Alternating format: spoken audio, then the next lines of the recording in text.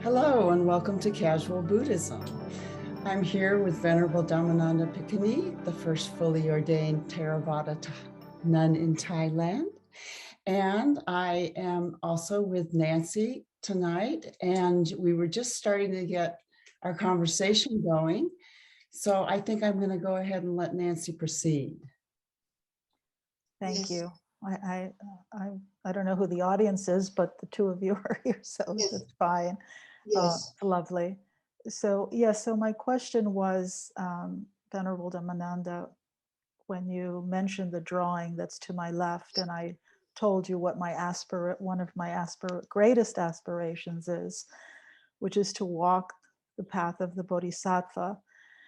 My question then is, what are the essential elements in cultivating the qualities of a Bodhisattva, especially in this troubled a world that we have now that is so much in need of compassion and peace? Let me share with you, in the year 2000, when I was preparing myself for ordination, I went to Taiwan to receive Bodhisattva's precepts.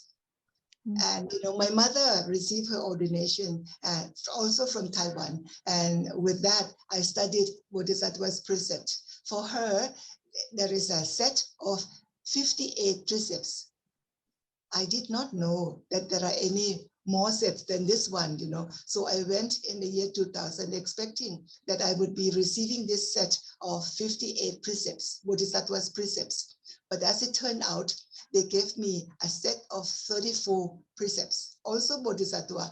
But I didn't realize that there was a difference between me and my mother. My mother was at that time ordained. So the Bodhisattva's precept she got was for monastic, whereas the Bodhisattva's precept that I got was for lay people. You see, so by the year 2000, I learned that there are two sets. By that time, I know there are two sets, but later on, I found that there are many more than two sets. So, because I went with intention to receive the Bodhisattva's precept of 58 precepts. So when I officially received 34, I also intentionally received the 58 precepts. And then the following year, I was ordained. So I was, prepared to receive Bodhisattva's precept for monastic also. And what is it needed for Bodhisattva? To understand this larger context, that it is not only Nancy. Nancy is with the world, and Nancy is part of the world. When the world is suffering, Nancy also suffers. This is one understanding of a Bodhisattva. You cannot be peaceful within you. Peace must be expressed all around. It is not sufficient that Nancy is peaceful. Nancy must also see that all surrounding people, trees, nature also in peace. This is one understanding of Bodhisattva, of Bodhisattva's path. Never feel sufficient to be by yourself, peace within yourself. There must always be peace in the larger context. Yes. When we practice and then we come to this oneness, when you come to this oneness, experience of oneness, in Christianity, you can say one with God, whatever the words they would put in, but that oneness is wholeness, and we look for that peace with that wholeness. So in your context, as I'm looking at you, I'm looking at that drawing. That drawing speaks to me, even though it is in the background. When you can meditate with her, you look straight into her eyes. The eye expression is that pair of eyes which speaks of the concern she has for the world.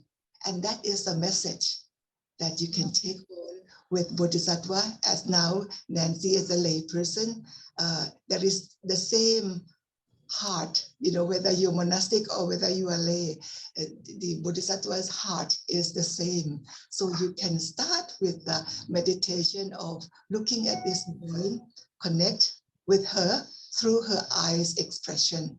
This is how art uplifts us. Yes. And this lady in your sitting room, she is a connecting point for your meditation, for your practice, and to bring out that very peaceful, very calm, yet very concerned. Those pair of eyes is a pair of eyes with concern for the world.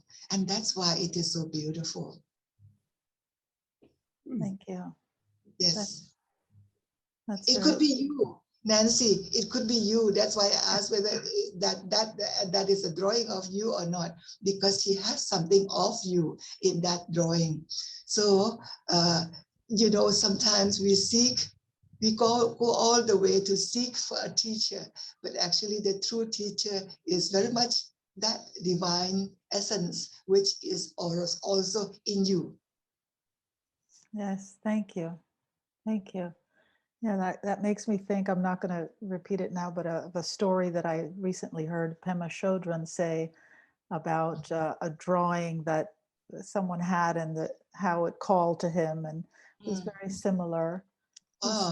Similar story. But so I thank you for that, because that's very, very helpful to me. And I've sometimes looked at that drawing, but I have not let her call me in.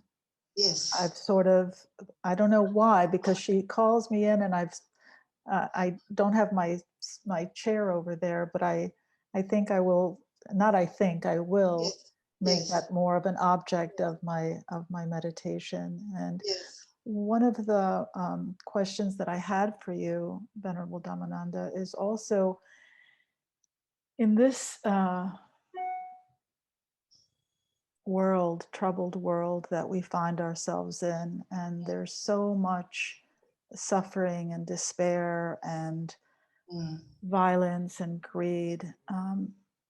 What are some of the teachings of the Buddha that that help us to maintain our faith, our trust? Yes. You see, I'm an emotional person, so forgive me. Yes, sometimes you always feel that the trouble outside is so huge, you cannot, what can you do? You are so, how to say, you are not able to do it, Let me share with you the story that started with us, at the time of the pandemic. Suddenly, the whole country locked down, you never heard of this word before, you never experienced in your life, not in my mother's life, not in my grandmother's life, Suddenly this lockdown. So we had to buy rice for our own kitchen, but I was thinking of the poor outside, and they live on daily wage, and suddenly there's no work. No work means no food for the next day, So I sent out our own people to buy 100 kilos of rice. It came in 2 sacks, one sack 50-50. So I was scooping out and put it into smaller bags of 2 kilos so that we can give it to more people, But this photo went on, someone put it on Facebook, and this one man sitting in very comfortable in his house, he saw this photo of old nuns, 3 old nuns, all 78. He could not stand the feeling of seeing others suffering. You see, this is how it gets started. This is also Bodhisattva's mind, I think. And in the text, it says that that heart which could not stand seeing others suffering, that is the heart of Mahapurisa, great person. Mahapurisa means great person. And you know what he did? The following week, he drove in with 600 kilos of rice. Instead of having us scooping into small bags of 2 kilos, he had it ready-made, 5 kilos, ready-made, like this. And this man has been offering rice to us for distribution more than 10,000 kilos. Can you imagine that, the start from us giving 2 kilos, it can expand to that large amount. So you may feel that, what can you do being this very small woman, with a small, everything is so small, everything is limited. But the heart, the Bodhisattva's heart is not limited. Start doing from where you are, from whatever you are. And then there will be other hearts, other energy to join you in this great work. Always believe in that. Always believe that we have that potentiality to connect to the larger energies and to make things possible. And what is the best way to make that connection and to continue to feed and cultivate those seeds of connection?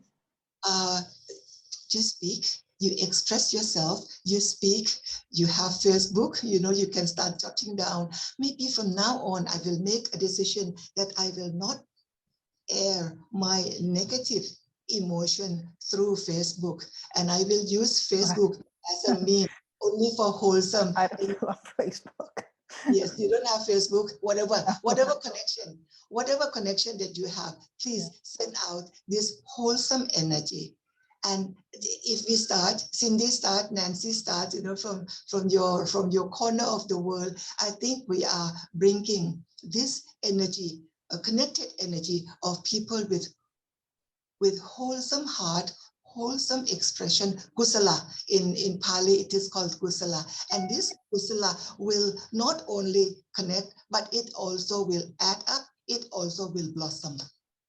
We have to believe that. We strongly have to believe that. And that is the hope for the future world. Right.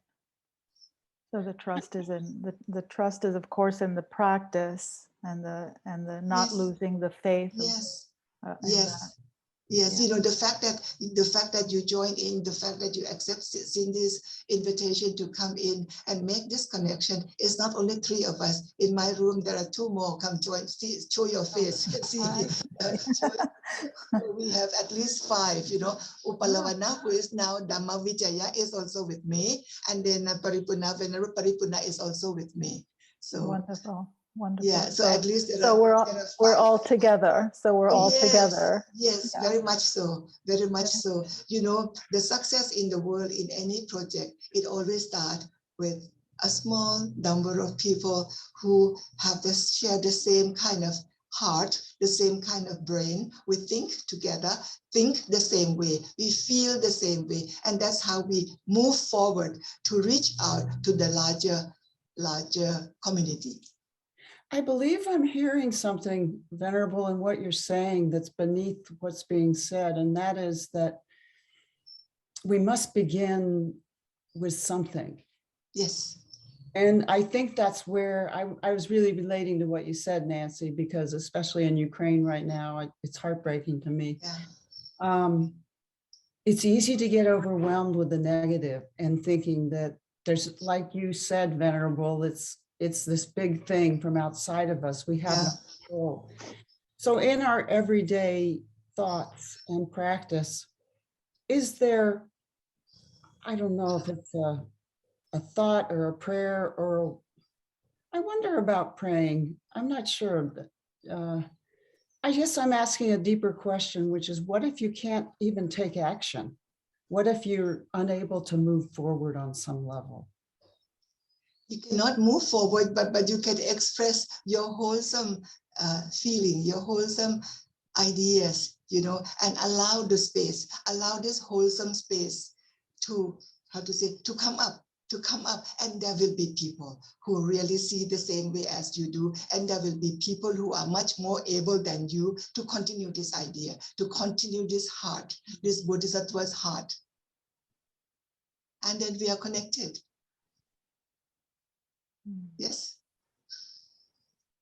You look at Ukraine, I don't want to get into politics, but Ukraine is only an expression of long endured suffering. Ukraine is only, that boil that just bursted.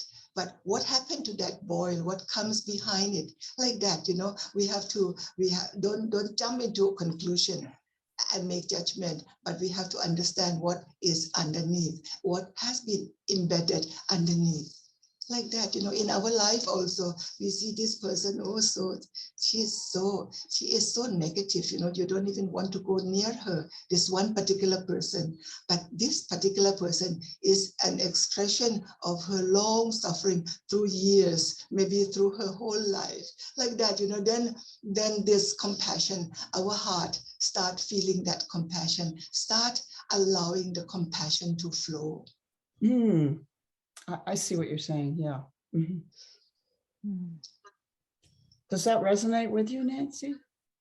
Absolutely. I think that that's such an important aspect of who we are really is. And sometimes we feel afraid or vulnerable to open up and create that space, as Venerable says, to create that space for ourselves even. So it's not only but for other people, but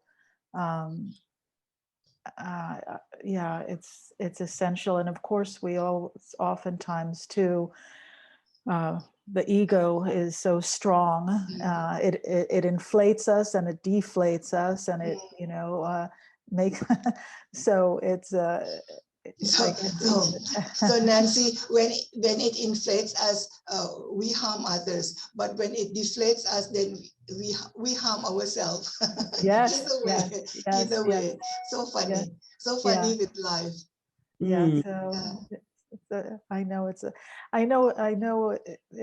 we're all a work in progress, I feel, and for myself, I guess, especially now, but it's a feeling that, as you said before, that it's not enough, like I want to do more. How do I more? What do I do? Where do I go? And I'm limited to what I can do right now. Right. I don't know. So, I guess it's a matter of also learning to accept whatever is present, and stay open to possibilities and opportunities, and just continue to create that spacious heart, I guess. Yes, and you have that drawing, the drawing of that lady who connects you, but you don't want to be connected. I do want to be connected. I do want to be connected. Yes. I'm going to turn I have a meditation little balcony, but I'm not going to put that out there, but I'm going to put a special seat where I can, I can connect with her. Yeah. Right. Yeah. I think so.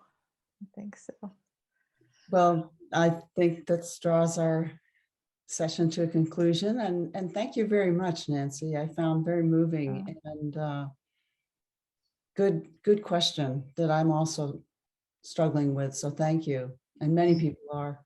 And thank you, of course, Venerable. And we're so happy to see you every week. Yes, I always feel joyful, and waiting for this casual Buddhism, and always enjoy our guests, who are, of course, our friends. Thank you both so much, Venerable. Thank you so much. And when I meditate on that drawing, I'm going to think of you too. Oh, that's beautiful. Yeah. So thank you for joining us. And if you would like to be a guest on Casual Buddhism, please contact me at cindyrasicot.com, which is my website. And you'll see the name spelled out in the closing banner. So thank you very much, and we'll see you next week. Thank you so much. Thank you. Sadhu, sadhu.